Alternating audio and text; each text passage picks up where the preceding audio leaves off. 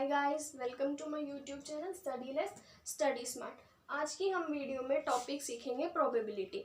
अब ये जो टॉपिक होता है ना वो 9, 10th, 11th से कनेक्टेड होता है, लेकिन अगर आप 12th में हो और आपको हो कि मुझे एग्जाम में फुल मार्क्स चाहिए, चाहे मैंने पिछली क्लासेस में ये चैप्टर सीखा है चाहे नहीं सीखा, तो आप मेरी वीडियो को एंड तक ज़रूर देखिएगा। अब क्योंकि मैं इस वीडियो में एक तो छोटी छोटी मिस्टेक्स बताऊंगी और बेसिक कॉन्सेप्ट्स बताऊंगी जो आप एग्जाम में रिपीट ना करो, मिस्टेक्स को रिपीट ना करो।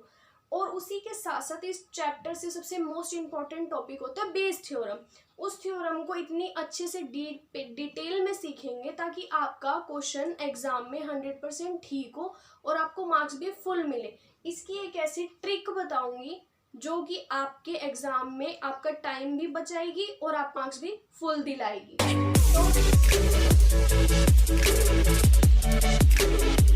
तो चलो गाइस स्टार्ट करते हैं, ठीक है।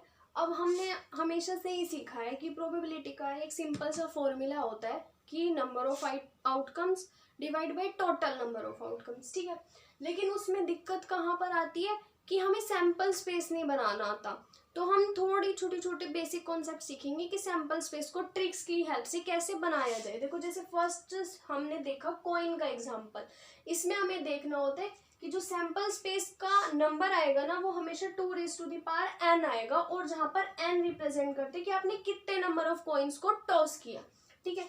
अगर मान लो आपने 1 कॉइन को टॉस किया है तो 2 1 दैट इज 2, मतलब कि 2 आउटकम्स आए होंगे, दैट इज या तो हेड आएगा या टेल आएगा, सिंपल। अगर 2 कॉइन टॉस किए तो 2 दैट इज 4। तो ये 4 सैंपल स्पेस बनेंगे जो बहुत इजीली ना बच्चे बना लेते हैं, कोई दिक्कत नहीं आती। अगर 3 कॉइन आ जाए कि 3 कॉइन टॉस किए तब थोड़ी सी दिक्कत आनी स्टार्ट हो जाती है, लेकिन बहुत इजी ट्रिक से हम आज इस चीज को भी सीख लेंगे। कैसे? 2 3 इज इक्वल टू 8, यानी 8 हमें बनाना है। लेकिन हम क्या करेंगे, हम एक ट्रिक लगाएंगे। यहाँ पर ध्यान से देखो, ये क्या, 8 का हाफ कितना होता है 4। तो हम क्या करेंगे, 4 बार h लिखेंगे, 4 बार t लिखेंगे। देखो h h h h t t t and t। अब 4 का आगे चलते हैं, 4 का हाफ कितना होता है 2। तो अब 2 बार h लिखेंगे, 2 बार t लिखेंगे, h h t t h h t and t।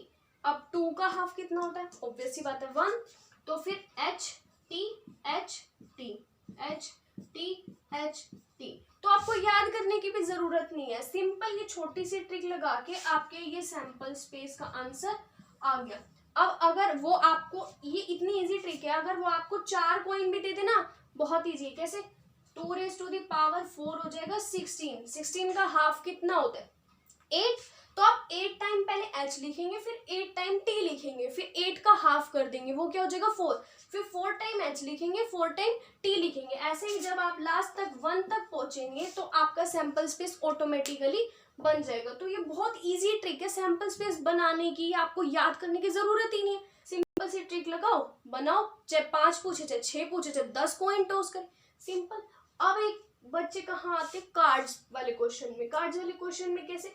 अब इसका एक सिंपल सा देख लेते हैं। इसमें 4 होते हैं कार्ड्स की कैटेगरी, spade, club, diamond and heart. अब स्पेड, ये सारे 13 होते हैं नंबर में, तो टोटल नंबर हो जाते हैं 52, ठीक है। जो स्पेड और क्लब होता है वो होते हैं ब्लैक कलर में।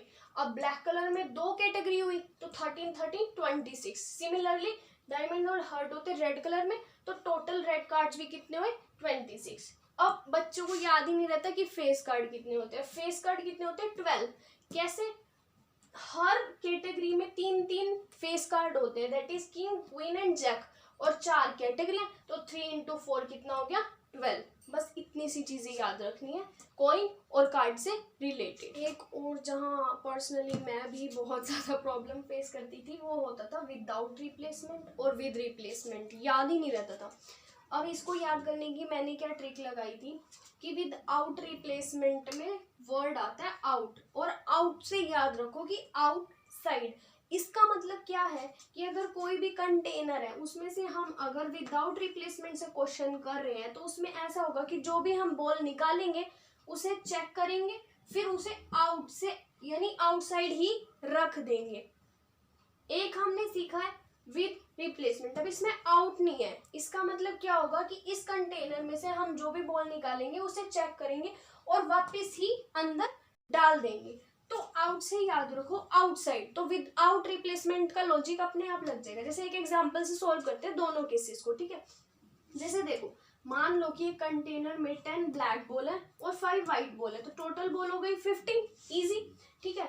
अब उन्होंने कहा कि हम जो है ना 2 बॉल बाहर निकालेंगे 1 by 1, ठीक है, लेकिन विद आउट रिप्लेसमेंट। तो इसका मतलब जब हम पहली बॉल निकालेंगे उसे चेक करेंगे तो उसे बाहर ही रख देंगे। तो जब हम पहली बॉल निकालेंगे, इन्होंने कहा कि प्रोबेबिलिटी बताओ कि दोनों बॉल ब्लैक होंगी। जब हम पहली बॉल निकालेंगे तो देखेंगे कि वो मान लो ब्लैक है, तो पहली बॉल ब्लैक आने की प्रोबेबिलिटी क्या होगी 10 by 15, इजी। लेकिन अब हम उस बॉल को बाहर ही रख देंगे, ठीक है। अब आगे क्या है कि प्रोबेबिलिटी दूसरी बॉल ब्लैक आने की क्या है। अब आप जब एक बाहर रखोगे तो अब आपकी ब्लैक बॉल तो 9 रह जाएंगी ना, ठीक है। तो अब क्या हो जाएगा 9 by 14, क्योंकि आपकी टोटल में भी एक कम हो गई। तो ये तो हो गया विद आउट रिप्लेसमेंट। एक है विद रिप्लेसमेंट। अब इसका क्या लॉजिक होगा, देखो 2 बॉल निकालेंगे, पहली बॉल निकालेंगे, ब्लैक आने की प्रोबेबिलिटी हो गई 10 by 15, हमने उसको वापस उसी में डाल दिया।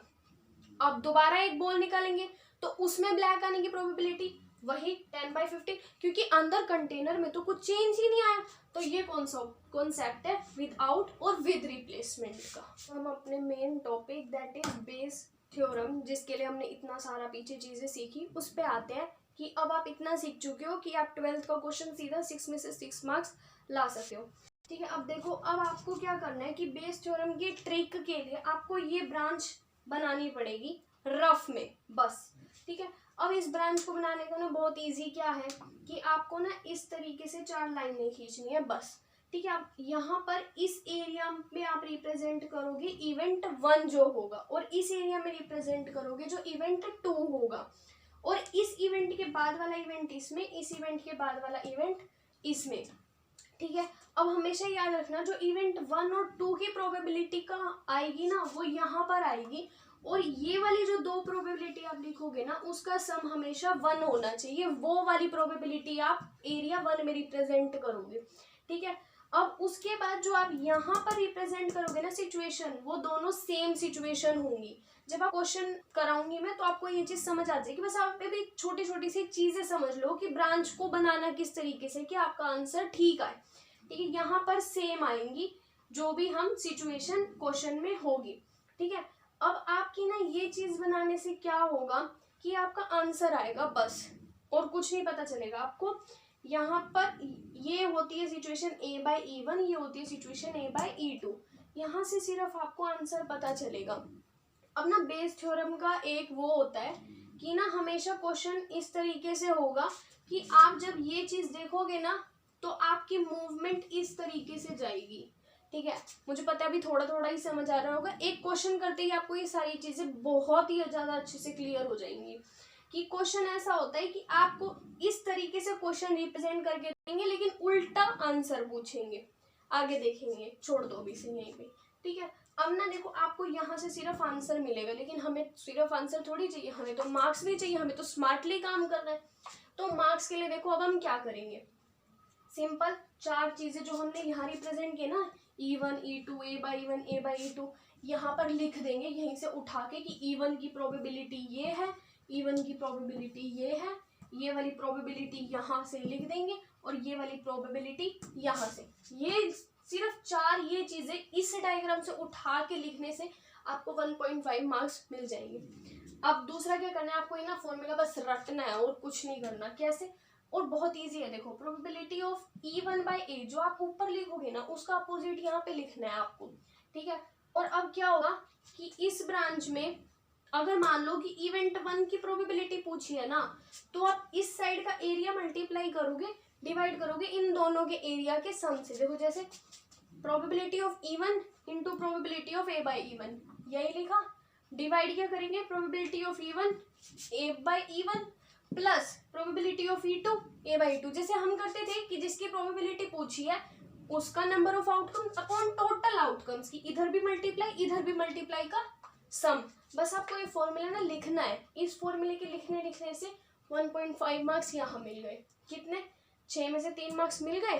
3 मार्क्स तो इस आंसर के भी थे। यही सारी इंफॉर्मेशन उठा के इस फॉर्मूले में लिखो और 6 मार्क्स अपने पूरे कैरी करो। अब ये जो है ना, मैं आपको अभी एक क्वेश्चन से डायग्राम बना के सिखा देती हूँ। ये क्वेश्चन ट्राई कर लेते हैं ब्रांच की हेल्प से कि मैं किस तरह से क्वेश्चन सॉल्व करती थी। देखो, जैसे अब क्वेश्चन है, in a class 5% of the boys and 10% of the girls have an IQ more than 150। इतना पढ़ते हैं और साथ साथ जो भी इन्फॉर्मेशन आपको लगती है कि काम किया है उसको बस लिखते जाओ। जैसे देखो, मैंने रफ में सबसे पहली इन्फॉर्मेशन देखी कि 5% of boys and 10% of girls. मुझे नहीं पता इसका क्या मतलब है। 5% ऑफ बॉयज 10% ऑफ गर्ल लिख दिया मैंने बस। उसके बाद देखा have an IQ more than 150। दूसरी इन्फॉर्मेशन मुझे पता चली कि IQ मोर देन 150 है। ठीक है, उसके बाद आगे बढ़ते हैं। In this class 60% of the students are boys. दूसरी मुझे इन्फॉर्मेशन पता चली 60% बॉयज है, तो गर्ल्स कितना होगा? 40%। ऑब्वियस सी बात है ना। ठीक है, उसके बाद है if a student is selected and have an IQ more than 150। अब ये बाद में बोल रहे हैं कि IQ मोर देन 150, पहले सिलेक्ट कर रहे हैं फिर IQ मोर देन 150 बोल रहे हैं। इसी सीरीज को हम ब्रांच में कैसे रिप्रेजेंट करेंगे? पहले सिलेक्ट कर रहे हैं फिर IQ मोर देन 150 देख रहे हैं। Then find the probability that it is a boy. अब ये इन्फॉर्मेशन से उल्टा पूछ रहे हैं कि ऊपर का बताओ बॉय है या गर्ल है। अब देखो, इस इन्फॉर्मेशन को मैं ब्रांच में कैसे रिप्रेजेंट करूंगी। सबसे पहले तो देखो, मैंने बताया था कि यहाँ पर वो प्रोबेबिलिटीज आएगी जिसका सम 1 होता था। x + y 1 लाना था मुझे। तो इन तीनों में से कौन सी ऐसी है जिसका सम 1 आ रहा है? 60 और 40 वाले का। तो 60% बॉयज 40% गर्ल्स मैंने डाल दी। नीचे मैंने बताया था यहाँ पर जो सिचुएशन आएगी वो सेम आएगी। इन तीनों में सेम सिचुएशन दोनों केसेस में क्या है कि IQ दोनों का मोर than 150, IQ more than 150, IQ more than 150। अब बस इंफॉर्मेशन फिल करनी है प्रोबेबिलिटी की कि ये देखो, बॉयज और गर्ल्स के सिलेक्ट होने के चांसेस क्या है? 60-40, यानी 60-40 सिलेक्ट होने पर IQ मोर देन 150 आने के चांस कितने हैं? जो हमने 5 और 10 लिखा था कि 5% of the boys and 10% of the girls have IQ, तो 5% of boys and 10% of girls have IQ more than 150। ये हमने ब्रांच की सिचुएशन फुलफिल कर ली। ऊपर x y सब 1 है, सिचुएशन भी सेम है और सारी प्रोबेबिलिटी फिल कर ली। ये रफ में आपका काम हो गया। अब इन्होंने क्या पूछा है? That it is a boy. Boy यानी ये वाली ब्रांच। ठीक है, अब देखो आपको क्या करना है, मार्क्स लेने हैं फटाफट। सबसे पहले probability of E1 E2 A/E1 A/E2 की इन्फॉर्मेशन फिल कर देंगे इस ब्रांच की हेल्प से। ये हुआ E1 E2 A/E1 A/E2, यहाँ पर लिख दिए। यहाँ आपको 1.5 मार्क्स मिल गए। अब आपने सीधा फॉर्मूला लिखना है, फॉर्मूले में 1.5 आपको और मिल जाएंगे। अब फॉर्मूले में ये इन्फॉर्मेशन ना मैंने पुट किया है बस, कि फॉर्मूला था E1 इंटू A/E1, क्योंकि बॉय वाली की पूछी है कि इसका मल्टीप्लाई डिवाइड में इन दोनों का मल्टीप्लाई प्लस इन दोनों का मल्टीप्लाई, वो करा, आंसर आया 3/7। 3 मार्क्स आपको यहाँ मिल गए। अब देखो क्वेश्चन कितनी एक्यूरेसी से हो गया, ट्रिक से कितना इजीली हो गया। अब ना क्या होता है कि ये ब्रांचेस जितनी ज्यादा आप क्वेश्चंस की बनाओगे ना, उतनी ज्यादा आपको प्रैक्टिस हो जाएगी कि ब्रांच किस तरीके से बनाते हैं। और नॉर्मली इस चैप्टर में से NCERT से ऊपर मुझे नहीं लगता कि कभी कुछ आता है। तो मैंने एक और वीडियो बनाई है जिसमें NCERT के क्वेश्चंस की ब्रांचेस की मैंने प्रैक्टिस कराई है, सिर्फ ये पोर्शन बनाने की कि ये पोर्शन किस तरीके से बनाया जाए, तो आप वो देख सकते हैं। और आई होप अगर आपको मेरा ये कॉन्सेप्ट भी स्टडी लेस और स्टडी स्मार्ट वाला पसंद आया होगा तो please do like, subscribe, share, comment. Thank you.